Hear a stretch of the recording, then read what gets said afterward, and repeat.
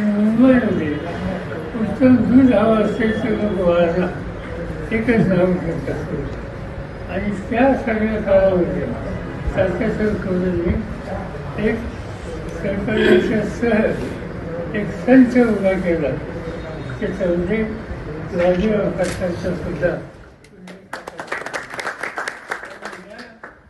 काम करणाऱ्या लोकांच्या माध्यमातून ही चळवळ थोपवावी.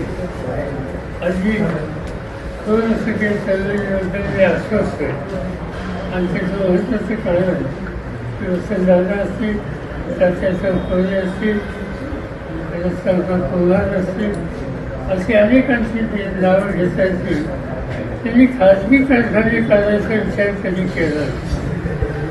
आज खाजगी कारखाना आणि सरकारचे नेते त्याच्यामध्ये सहभागी एक तिचं लहान असताना दिसायला लागलेले आहे ते सरकारच्या दृष्टीनं